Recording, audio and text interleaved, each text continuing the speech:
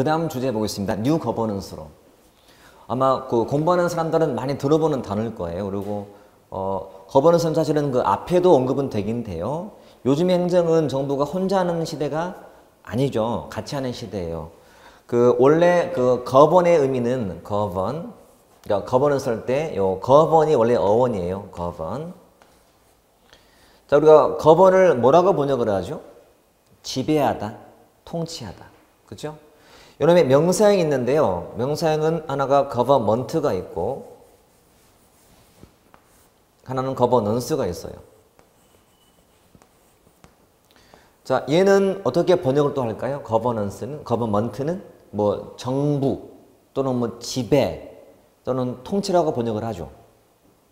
거버넌스도 어원을 사전을 찾으면 지배 또는 통치라고 나오는데 둘의 통치하는 방식은 달라요. 자, 벌써 어감을 보더라도 거버먼트는 좀 딱딱하죠. 그래서 일방적인 통치라 보시면 돼. 근데 거버넌스는 좀 유연하죠. 부드럽죠. 그래서 이거는 협력하는 통치, 협치. 들어봤죠? 협치라는 거, 협치. 협력적 통치예요. 그래서 거버넌스라는 단어가 나오면 경쟁이 아니고 뭐다? 협력이다 보시면 돼. NPM은 경쟁을 중시하네요. 중시하죠. 근데 이 거버넌스나 뉴 거버넌스는 협력을 중시하게 돼. 혼자 하는 게 아니라 같이 한다. 우리 맨날 정치권에서 여야 협치는 깨졌다. 협치를 맨날 언급하잖아요. 협치가 협력하자는 건데 혼자 하지 말고 같이 하자는 거, 같이 하자. 그래서 뉴 거버넌스론도 정부의 개혁의 일종인데 이제는 정부가 혼자 하지 말고 시장으로 시민사랑 같이 하자는 거예요. 정부와 그리고 시장과 요 시민사회를 연결하자. 같이 하자. 이게 네트워크예요. 네트워크. 자, 서비스 연계망이라고 번역을 해요. 네트워크 할 때. 그러니까 그냥 붙여서 네트워크 거버넌스라고 불러요. 그러니까 뭔가 연계망을 통해서 하는 통치. 이걸 뭐 망치라고도 초기 때는 번역했거든. 망치. 망을 통한 통치. 근데 지금은 협치란 말이 더 일반적인 용어예요. 기억하세요? 뉴 거버넌스는 협력하는 것이다. 그러면 같이 한다는 건데 같이 할 때는 신뢰가 필요할까 안 필요할까? 신뢰가 필요하겠죠. 그래서 항상 이런 나올 때마다 기본으로 떠오를 단어가 신뢰예요. 신뢰예요. 우리 접근 방법 또는 이론들마다 중시하는 가치가 좀씩 달라요. 자, 예를 들어서 신행정론은 어떤 가치를 중시했나요? 형평성의 가치를. 그러면 NPM은 효율성의 가치를. 전통정부는 형평성이라는 가치를. 얘는 신뢰성을 강조해요. 우리 신뢰라는 말은 앞에서 배웠던 사회적 자본과도 똑같은 말이에요. 그러니까 같이 할 때 필요한 건 신뢰이기 때문에. 자, 경쟁이 아니고 협력하는 거니까. 같이 할 때는 신뢰가 바탕이 돼야 되기 때문에 그래요. 얘가 나온 이유도 배경은 정부 실패예요. 그러니까 정부가 혼자 못하니 같이 협력이 필요한 거예요. 그렇죠? 요즘에는 여러분 옛날 시대는 정부가 그냥 혼자 몰래 정해서 발표했고 반대하면 잡아갖고 막 그랬단 말이에요. 지금은 그런 시대가 아니에요. 지금은 항상 공청도 하고 항상 공개적으로 막 의견 듣고 이런 시대거든요. 지금. 그렇죠? 그러니까 같이 하는 시대. 못했습니까? 정부 실패. NPM이나 뉴 거버넌스나 둘 다 공통점은 정부 실패라는 거지. 근데 둘 다 이념적인 건 달라요. 이런 참여주의고 공동체주의였고 우리 NPM은 신보수, 신자유주의였고 좀 다르죠? 참여 느낌이 들죠? 공동체 개념이죠. 혼자가 아니야. 우리는 공동체 개념이야. 그러니까 말 그대로 공동체는 혼자라는 느낌이 들면 안 돼요. 같이 하는 느낌? 이게 기본적인 이론적인 내용들로 보시면 돼요. 그리고 그 뉴 거버넌스에 대한 이론적인 논의를 한 사람의 대표가 가이 피터스인데 이게 피터스 모형이에요. 굉장히 막 어지럽죠. 이렇게 많은 내용 어떻게 해야 되나. 자, 이것도 그냥 하게 되면 정말 답이 없어요. 근데 제가 제시하는 것만 잘 따라오시면 이게 금방 채워져요. 자, 일단은 먼저 전제할 것은 뭐냐. 피터스가 제시한 새로운 거버넌스 모형은 뒤에 네 가지. 그러니까 이걸 빼고 이거 뺀 요 네 가지가 피터스가 강조하는 모형이에요. 그러니까 앞에는 비교 차원에서 제시가 되어 있는 거예요.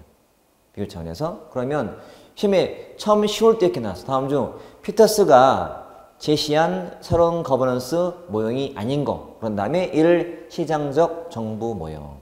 2. 뭐 참여적 정부 모형. 3. 신축적 정부 모형. 그 다음에 규제 모형 이렇게 나와요. 탈규제거든. 탈내부 규제이기 때문에 이렇게. 딱 보더라도 어감이 생겨. 시장적 정부. 그 다음에 참여적 정부. 신축적인 것. 좀 유연한 정부. 유연한 정부. 그 다음에 내부의 규제를 좀 탈피하자는 모형. 누가 봐도 좀 전통적인 정부랑은 좀 다른 것 같아요. 그렇죠? 참고로 봐요. 사람들마다 요 개념 정의할 때 NPM을 정의할 때 이 NPM 속에다가 요 뉴 거버넌스를 넣어서 개념을 정의하는 사람이 있어요. 그러니까 NPM을 더 넓게 보는 사람이 있는 거예요. 어떤 사람은 요 뉴 거버넌스 속에다가 NPM을 넣는 사람도 있어요. 저 개념이 좀 왔다 갔다 해. 그래서 말은 거버넌스 모형인데 시장에 들어있는 이유가 바로 그거예요. 뭐 관계없고 적어도 이제 각 모형들마다 정부가 그동안 해왔던 그런 그 문제점에 대한 지적이 다 달라요. 제일 기본이 문제의 진단이에요. 진단. 자, 여기 이 왼쪽에 전통적 정부의 모형 내용보다는 이쪽은 별로 안 중요해요. 이쪽이 중요한 거예요. 이쪽이 중요한데 가장 기본은 문제 진단이에요. 잘 보세요.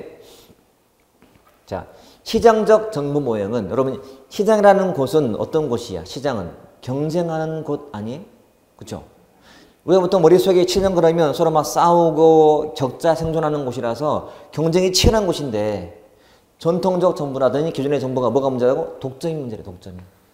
이게 됐다. 시장은 경쟁해야 돼. 근데 독점이 문제라는 거야. 독점이 문제. 됐다. 두 번째. 참여적 정부는 뭐가 문제다? 계층제가 문제래. 계층이 많으면 참여가 쉬워, 어려워. 그러니까 문제래. 계층이 문제래. 이거 이해됐다. 저는 지금 암기를 지금 강의하잖아요. 지금 이 말로 그 내용을 도출 중이에요. 도출. 자, 참여적 정부는 계층이 문제이기 때문에 참여가 어렵다는 거예요. 세 번째. 신축적 모형은 영속성이 문제. 영속성. 이게 무슨 말이지? 영속성이? 말 그대로 영원히 계속되는 속성. 그러니까 한 번 생기면 영원한 거야. 이게 문제라는 거예요. 신축은 뭐냐? 신축은 늘었다가 이거 신축이잖아 지금. 그러니까 사람이 만약에 필요하면은 더 쓰고 없으면 줄여야 될 텐데 한 번 생기면 줄지 않는다. 이게 영속이잖아요. 문제라는 거야. 신축성 충류 모형은 영속성이 문제다. 이게 됐네. 그 다음에 자 내부의 규제를 탈피하자. 문제가 뭐다? 내부 규제. 오 쉽네. 자, 내부 규제가 무슨 말일까요? 내부의 규제란 직원들, 즉 부하들한테 권한을 안 주는 거예요. 위에서 다 지고 있는 거예요. 이게 내부의 규제예요. 자, 외부 규제는 뭘까요? 외부 규제는 그는 시장한테 권한을 안 주고 정부가 다 지고 있는 거지. 그러니까 보통 말하는 규제 강화가 바로 이런 규제 강화예요. 아무나 사업 못해. 정부가 규제하고 있으니까요. 이게 외부 규제고 그 다음에 내부 규제라는 것은 조직 안에서의 규제이기 때문에 뭘 제한, 금지하는 거죠. 뭘 못하게. 그러니까 위에서 다 하고 아래서 못하게. 이게 내부 규제. 이게 문제라는 거야. 오 됐다. 두 번째. 그러면 각 모형들마다 개혁 내용이 달라요. 근데 주의사항이 있어요.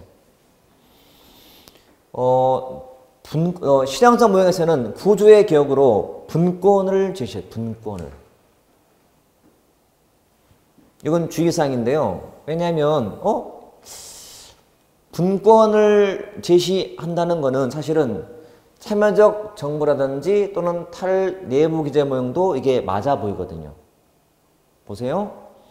자, 참여적 정부 모형에서는 뭐가 문제라고 진단했다고? 계층제가 문제야. 그러면 층이 낮아져야 돼요. 그렇죠? 층이 낮다는 것은 직원들이 거기에 참여하는 거잖아요. 부하들이 참여. 부하들의 참여, 분권 이거든. 그러니까 이것도 이게 맞아 보여. 심지어는 내부의 규제가 문제니까 직원들한테 권한을 주기도 하고 그만큼 참여시킨다는 거니까 그것도 분권이 맞아 보이는데 그게 여기 있는 거예요. 여기에. 그러니까 피터스가 자신의 논문에다가 이렇게 제시한 거예요. 그러니까 시험을 내는 사람들은 이 박스를 갖고 내기 때문에 이걸 시험에 내는 거예요. 그러니까 이렇게 나와요. 자, 뉴 거버넌스 모형, 피터스 모형의 설명이다. 틀린 거 한 다음에 피터스의 시장적 정부 모형은 구조의 개혁 방안으로 뭐 평면 조직을 제시했다 이렇게 나와요. 틀리게 만들 때. 근데 분권을 제시했다는 말도 맞는 말인데 왠지 틀리게 보일 수가 있는 거예요. 왜냐면 분권은 여기도 붙여서 말이 되고 여기도 말이 되니까 주의하자. 오히려 여기 있는 게 더 특이한 거예요. 분권은. 이래죠. 그 다음에 계층의 문제니 어떻게 구조를 바꾸자. 이건 쉽다. 평면 조직이다. 이게 계층제예요. 어떻게 바꾸자고? 평평하게 바꾸자. 평평하게. 평면 조직, 구조상. 이건 쉬워. 이건 다 알아. 세 번째, 여기서는 구조의 격으로 가상 조직을 제시했다. 가상 조직? 무슨 가상 조직이? 여러분 말고 가상에 있는 조직이야. 현실에 있는 거 말고 가상에 있는. 예를 들어서 여러분 인터넷상에 있는 조직은 만드는 것도 쉽고 없애기도 쉬워. 폐쇄. 가상 조직. 한 번 생기면 영원히 계속 가는 게 아니고 그냥 금방 없애면 되거든. 가상 조직. 또 유추가 가상 조직이다. 가상 조직. 됐고. 그 다음에 여러분 특정한 제한이 없어요. 직원들한테 권한을 안 주는 게 문제지 구조 문제가 아니거든. 그래서 따로 제한이 없다라고 해요. 그래서 시험에 나와요. 그러니까 피터스가 제시한 모형 중 탈내부 규제 모형은 구조에 대한 처방은 없다 이렇게 나와요. 없죠. 특정 제한이 없으니까요. 없다. 그 다음 아주 쉽다. 시장성 모형에서는 다 보면 성과, 급, 민간 기법, 시장 저비용. 누가 봐도 시장 냄새가 풀풀 나. 할 게 없어. 됐죠? 자, 이 박스는 마찬가지 핸드폰에 담아서 봐야겠지만 굳이 할 필요가 없는 게 밑에야. 다 시장 냄새가 나거든. 끝. 세 번째 이제 참여 모형은 자, 관리상 개혁방으로 제시한 것이 총체적 품질 관리. 뒤에 나올 TQM. TQM. 자, 이거는 아직 안 배워서 낯선 거예요. 토탈, 즉 총 또는 총체적 퀄리티, 품질 관리의 매니지먼트. TQM. 이게 TQM도 기본적인 조직 방식이 평면 조직이에요. 수평 조직이기 때문에. 그리고 팀제가 이퀄 수평 조직이에요. 팀제 이퀄 수평 조직, 평면 조직이거든. 자, 이런 조직이 뭐예요? 관료제고요. 이게 뭐예요? 탈관료제고 이게 평면 조직이야. 수평 조직. 뒤에서 배울 요 탈관료제의 대표가 바로 요 평면 조직인 수평 조직이거든. 수평. 팀제라고 불러. 팀제. 수평 조직이 팀제예요. 요 팀장과 팀원으로 된 이런 관계. 팀장, 팀원. 평면 조직이고 수평 조직 또는 수평 구조 이퀄 팀제. 이거는 자연스럽게 알게 돼 있어요. 뒤에 하게 되면. 자, 이게 관리상 개혁 방안. 관리할 때. 관리상. 이고 그 다음에 참여기 때문에 정책 개혁을 할 때는 뭐 협의나 협상이 돼. 참여니까. 참여해서 뭐 하자고? 협의하고 협상하자. 이런 논리예요. 당연히 권익은 기준이 참여나 협의고 쉽네요. 이것도. 참여니까요. 그러니까 이거 할 필요가 없다. 이거 하면 된다. 이것도 나중에는 알게 돼 있다. 됐죠? 지금 우리는 이 단어만 보더라도 나머지가 다 도출 중에 있다. 지금. 됐죠? 그 다음에 자, 여기서는 관리상 개혁을 어떻게? 가변적 인사 관리하자. 가변이 무슨 말이죠? 가변? 변화 가능한 인사 관리. 자, 계약직 써 말자. 쓰자. 필요하면 쓰자. 필요 없으면 안 쓰고. 이 가변적이죠. 우리 도로에는 가변차로 있잖아. 가변차로. 그렇죠? 필요할 때는 열어. 녹색불. 아니면은 빨간불 바꿔놔. 가변차로 해듯이. 가변적으로. 필요하면 늘리고 없으면 줄이고 과면적 관리 개혁이니까요. 됐지? 그 다음에 이건 좀 특이하다. 실험하자. 실험. 개혁의 전체 개혁은 실험하자. 실험. 여러분 실험은 기본 느낌이 늘 잠깐 한다는 느낌 들어. 잠깐. 항상은 아니야. 실험이라는 것은 한 번 해보는 정도?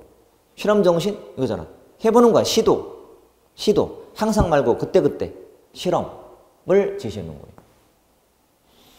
여러분 계약직을 쓰는 거랑 정규직 쓰는 거랑 뭐가 더 비용이 더 많이 들어요?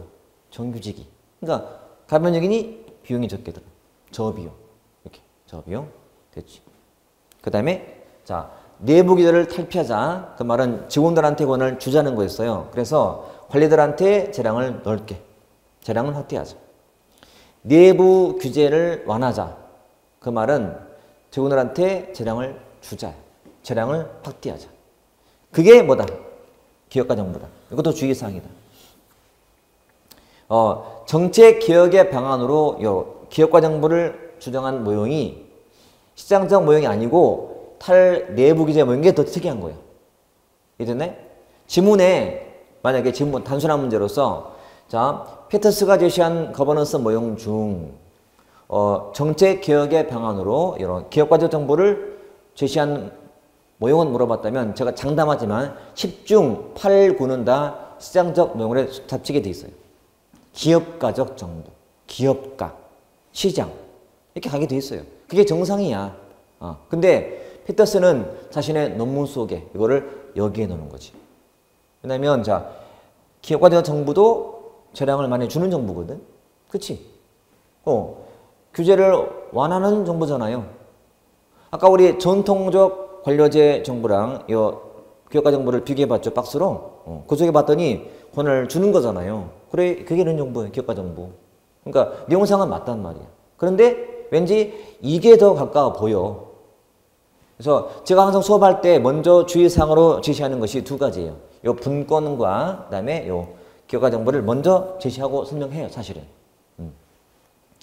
이거는 안 보면 틀리기 때문에 한 거고 이 둘은 더 특이한 거예요. 그래서 일단은 두 개를 좀 주의해서 봐놓죠. 오히려 이게 바뀌어야 될 것처럼 보여. 그리고 창의성, 활동주의도 요것 때문에 나오는 거예요.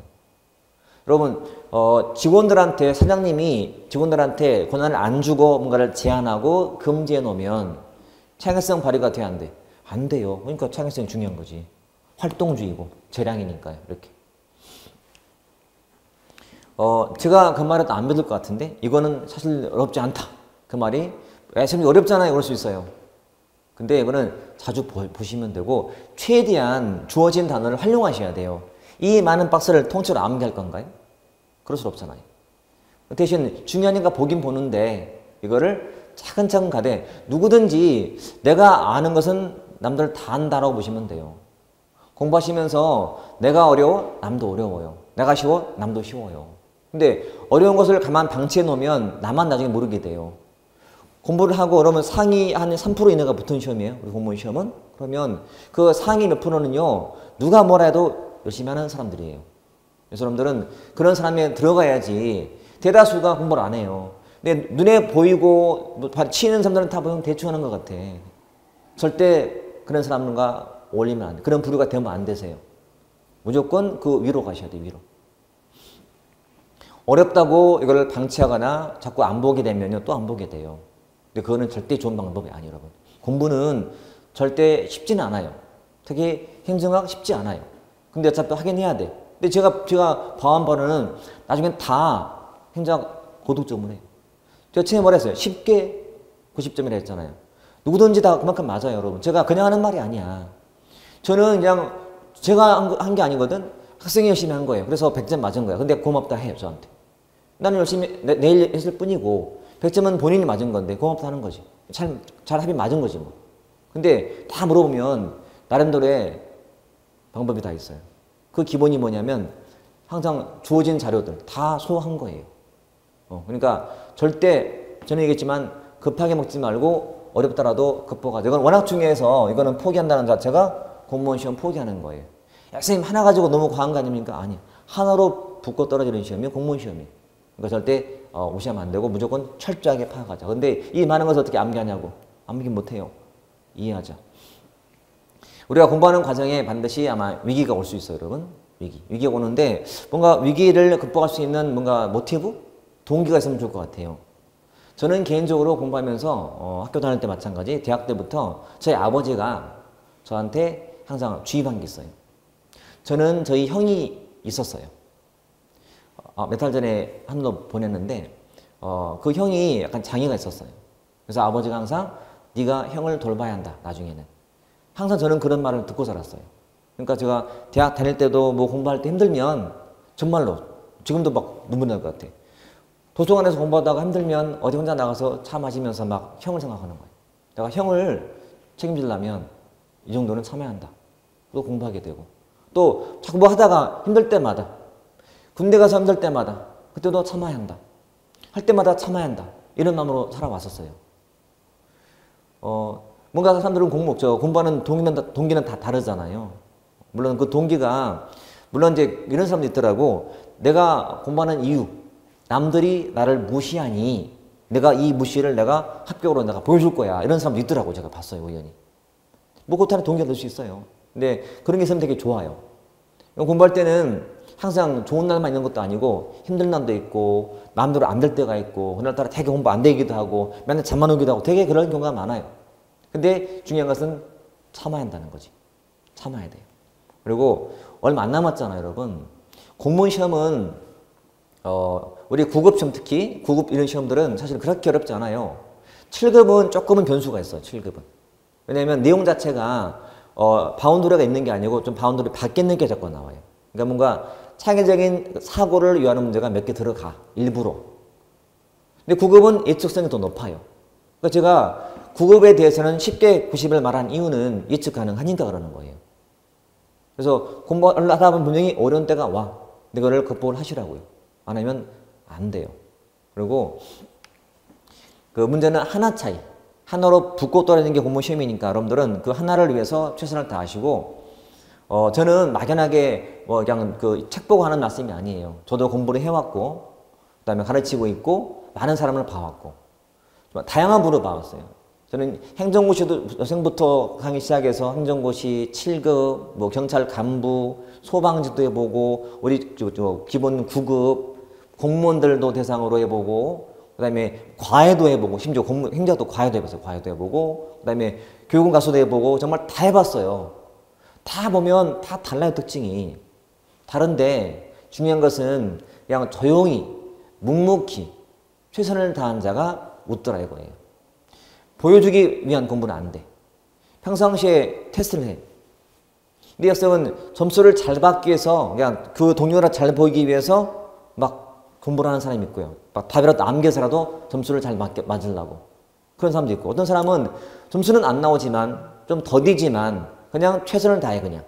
지금처럼 이해하려고 노력하고 결국은 이 후자가 붙어요. 이유는 암기는 휘발성이에요.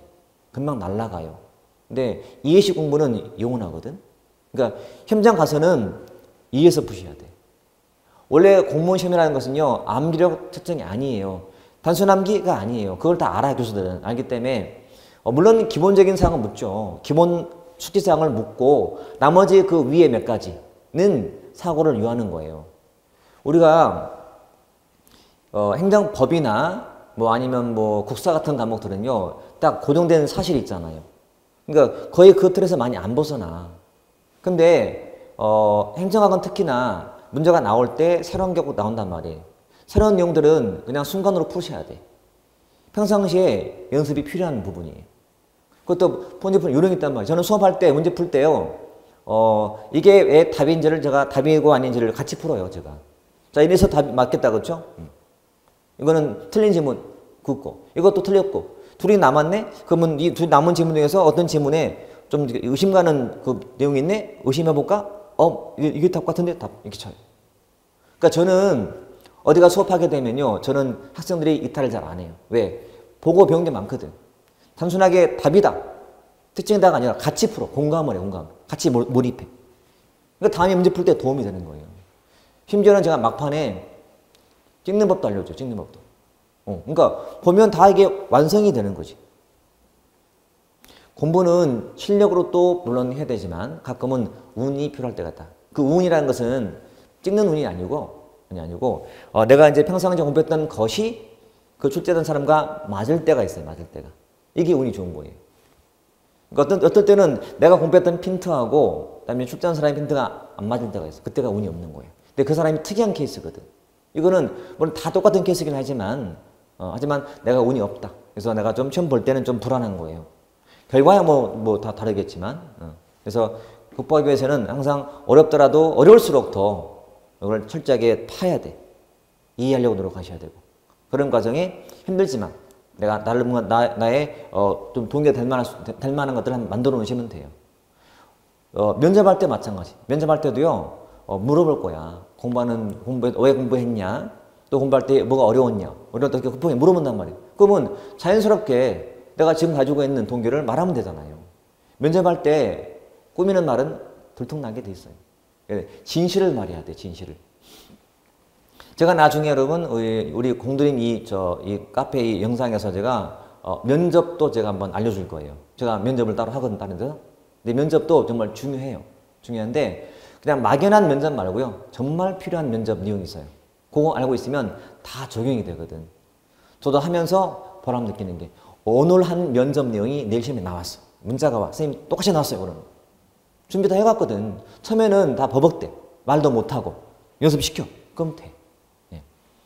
아무튼 결론은 어려워 보이지만 이게 다 암기용 문제가 아니고 이거 단어로 활용하면 된다. 그리고 어렵게 보일지라도 참고하시라는 말씀이야. 이해되죠? 자, 이게 뉴 거버넌스 내용이었다. 자, 원래 이제 더 가면요. 사실은 이 NPM하고 뉴 거버넌스의 비교도 해야 돼요. 지금은 뭐 다 못했지만. 자, 그 다음 주제가 이제 행정의 출발점. 행정학의 이론적인 출발점인데. 자, 물론 이 부분은 시험에서는 그렇게는 자주는 안 나와요. 안 나오고, 나온다 하더라도 딱 두 가지. 즉, 독일계하고요. 미국계를 알면 돼요. 자, 독일 행정학, 미국 행정학. 참고로, 현재 우리가 배우고 있는 행정학은 어느 나라 걸 것 같아요? 미국 거예요. 나라마다 중요한 그 의미 있는 학문이 다르거든. 유명한 학문이. 그러면 법학하면 어디가 유명해요? 법학은 독일이야. 패션, 디자인은 뉴욕, 파리 이래요. 그러니까 현재학은 다 어디? 미국으로 가요. 그러니까 국내 학자들의 대다수가 유학 그러면 미국 갔다 와. 행정학은. 그러다 보니까 현재 배우는 많은 것들이 다 미국 거라 보시면 돼요. 독일은 뭐냐면 독일은 기원이야, 기원. 우리 행정학의 기원으로서 의미가 있다 보시면 돼. 봤더니 좀 특이한 단어가 보이네. 관방학. 그다음에 슈타인 행정학. 슈타인은 사람 이름이고요. 자, 독일은 이 행정학의 기원이라 할 때 그 기원이 바로 관방학이에요. 좀 낯설죠? 관방학인데 내용이 뭐냐면 절대 군주가 통치에 필요한 기술을 가리키기 위한 학문이 관방학이에요. 그러니까 통치하려고 만든 학문이야. 통치하려고. 이 관방학이 발달해 가는 거예요. 이렇게. 관방학이 나중에는 경찰학으로 갔다가 경찰학 그리고 행정법학으로 갔다가 나중에 나온 것이 행정학이에요. 자, 관방학이 경찰학, 행정법학, 그 다음 행정학. 우리가 배우는 행정학이라는 것은 사실은 집행 쪽이거든. 여러분, 행정부란 집행부예요. 집행부. 입법부가 결정하는 부서고 정부는 집행부인데 우리가 알고 있는 집행으로서 행정은 이때 나오는 거예요. 이때. 근데 이제 이 관방학이 다시 시계로 나눠요. 이렇게 전기, 후기로 나눠. 전기, 후기. 자, 전기 관방학, 후기 관방학. 자, 전기, 후기. 자, 우리는 어감이에요. 어감. 자, 여러분, 전기, 후기. 어디가 더 발달됐을까요? 당연히 후기지. 항상 뒤가 발달된 거예요. 뒤가 발달되었다. 그러면 학문도 마찬가지야. 학문도 조금 좀 발달되기 전이고 발달한 후인데 그러면 어디가 기본 사상적인 바탕이 신학이다. 신학.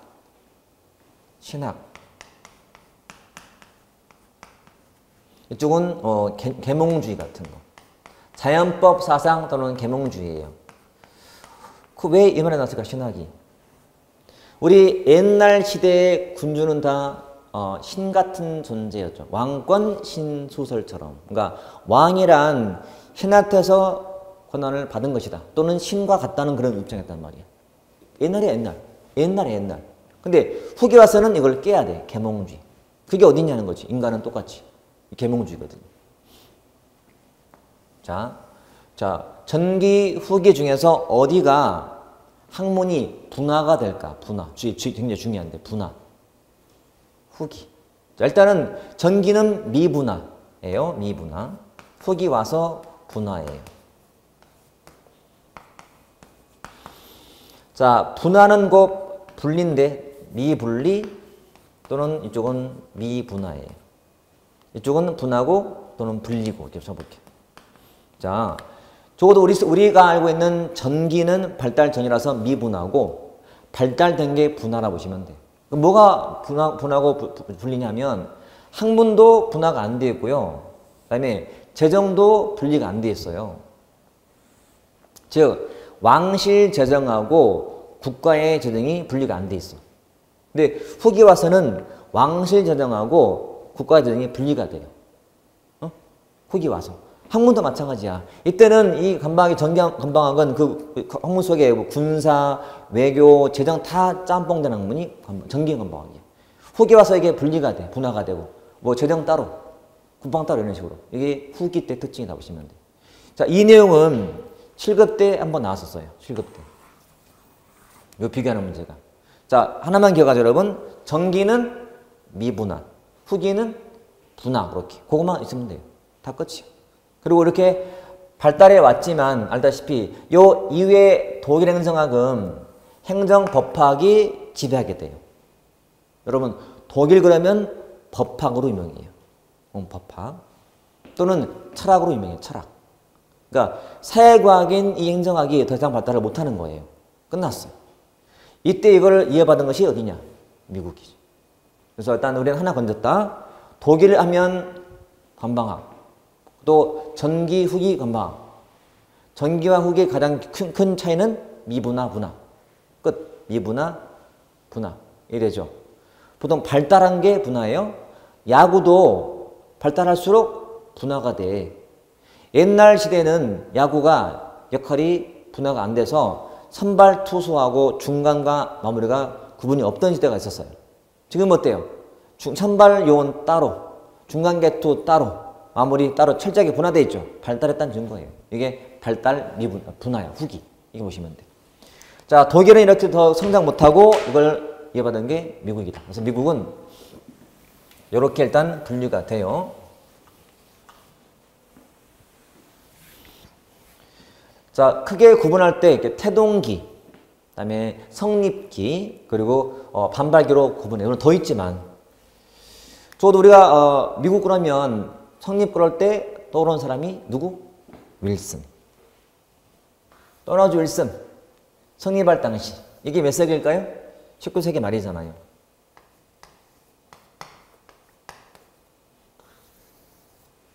자, 윌슨이 쓴 논문 제목이 뭐? 행정의 연구라는 논문.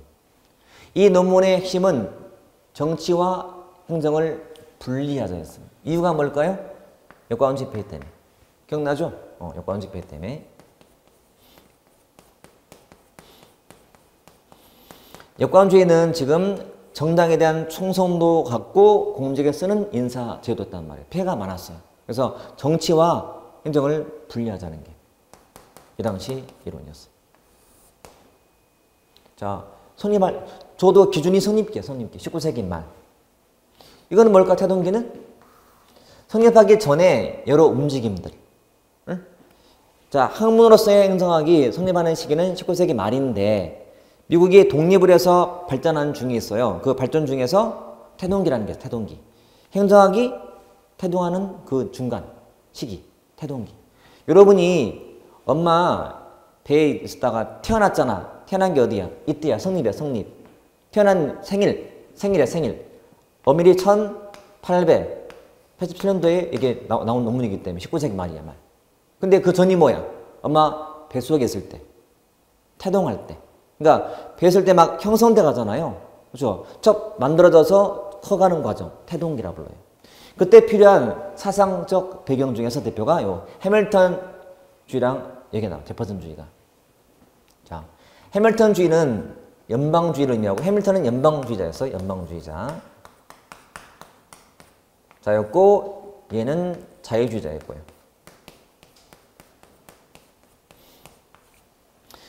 태동기 때의 시험의 포인트는 뭐냐면 그 당시에 사상적 배경이에요. 사상. 미국의 초기의 기본 사상적인 대립은 이렇게 해밀턴과 제퍼슨이었어요. 해밀턴은 국무장관이었었는데 연방주의자였고 연방주의자. 그래서 얘는 중앙 집권을 주장한 사람이었고 제퍼슨은 자유를 중시한 사람, 자유주의자. 이 사람은 지방 분권을 중시한 사람이었어요. 지방 분권주의자 이렇게. 자, 물론 더 나와요. 메디슨주의, 뭐 잭슨주의, 윌슨주의가 나오긴 나와. 가장 기본 양대 사상이 두 개야. 해밀턴과 제퍼슨. 그러면 시험에 나오면 얘만 나와 사실은. 시험에 나올 때는 이걸 암기로 풀어야 되는데 암기는 금방 날아가잖아요. 이렇게 제가 준비해놔요. 해밀턴주의는 일단은 집권이다 분권이다. 해밀턴 집권. 이렇게 하면 돼. 밀집됐다. 해밀턴 집권, 밀집. 권한이 중앙에 밀집. 집권. 밀집. 해밀턴 집권 이렇게 하시면 돼. 할 게 없다. 제퍼슨은 퍼져 있다. 지방으로. 퍼져 있다. 퍼져 있다. 지방 분권. 안 까먹어요. 그렇죠? 더 해볼까? 메디슨주의. 자, 여기는 다운주의고요. 다운주의자였고 견제와 균형을 중시했던 이념이었어요. 다운주의자 이렇게.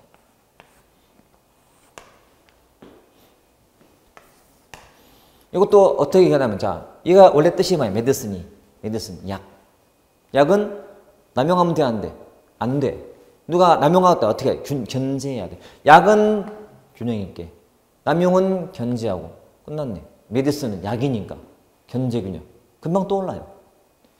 자, 이걸 제가 지우더라도 아마 금방 떠오를 거예요. 지우더라도. 이 기억은 아마 여러분 영원히 갈 거야. 영원히. 해밀턴은 뭘 중시했다고? 집권, 밀집, 집권, 연방주의, 집권. 제퍼슨은 퍼져 있잖아요. 지방으로, 지방 분권. 메디슨은 약이잖아. 균형, 견제균형, 다운주의. 여러분 다운주의는 다양성을 중시하는 거예요. 균형이야 균형. 이게 아니고 균형, 견제균형 이렇게. 금방 떠오르죠? 이런 식이에요. 이게 공부하는 방법이에요 여러분. 암기사항이 있다면 암기를 하되 무작정 하는 게 아니고 그 암기할 수 있는 단서를 남겨놔야 돼. 그 단어 속에다가. 그래야 오래가죠. 볼 때마다 나오지. 밀집, 지방으로, 메디슨, 약, 균형 이런 식으로. 시험은 얘만 나오거든 사실은. 자, 다른 게 안중에서 안 나오는 게 아니고 이것들은 앞에서 했잖아요 사실은. 기억나죠? 이거 시대가 언제였나요? 1930년대. 이게 고전기고 이게 신고전기예요. 19세기 말 30년대. 경제 대공황은 시장 실패. 그렇죠? 원인, 배경. 이거잖아 지금.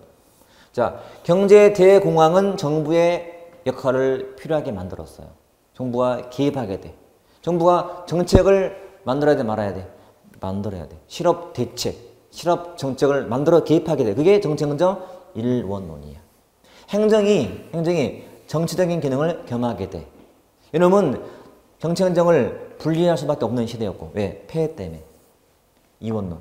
기억날 거예요. 항상 얘가 나와도 얘가 떠올라야 되고 얘가 나오더라도 얘가 떠올라야 돼. 무조건. 그런 관계예요. 그리고 항상 시장에 문제가 생기면 정부는 개입한다 안 한다? 개입한다. 개입한다는 것은 정부가 정책을 만들어서 개입하는 거예요. 만들어서. 이렇게 보시면 돼. 됐죠? 항상 공시처럼 딱 같이 있다 보시면 돼요. 자, 벌써 이것도 몇 번 했던 거죠? 19세기 말 고전기 때고 신고전기 때. 예, 아까 봤던 과학적 관리론 윌슨, 이건 인간관계론 때 그런 시대. 항상 나오는 시대 이렇게 보시면 돼요. 자, 오늘은 지금 배웠던 게 뭐냐면 접근 방법을 주로 배웠어요. 자, 행자학의 접근 방법. 첫 번째가 역사적 접근 방법. 역사란 연대순으로 써보는 식의 접근. 그죠? 연대기적 소술. 뭐가 발생했다. 발생론적인 접근이었어요. 법률적, 제도적인 접근. 법이나 제도가 거의 같은 말인데 법에 있는 권한 등을 기술하는 방법으로. 그리고 관리 기술적인 접근의 대표가 과학적 관리론, 인간관계론. 우리 이걸 합쳐서 과인행으로 배웠다. 과인행은 폐쇄체제 입장에서 봤다. 자, 과학적 관리론 때 나왔던 중요 인물이 테일러의 시간 동작 연구. 왜 시간을 연구하고 동작을 연구했을까? 효율성을 극대화하려고. 인간관계론, 인간관계가 중요하구나. 사람은 감정의 동물이니까, 사회적 인간이니까, 호돈실험, 메이어의 호돈실험, 이렇게 이론들을 매칭. 행태론 대표 인물이 누구더라? 사이먼의 논리 실증주의. 그때 말한 행태란 외면적인 모습이더라. 행동 양태더라. 실증하려고 가치와 사실을 구분했고 분리했죠. 사실은 뺐지, 연구에서. 사실을 연구하고 검증 가능하니까. 그러니까 계량화도 해야 되고 과학을 추구하게 되고. 이게 실증주의. 행태론.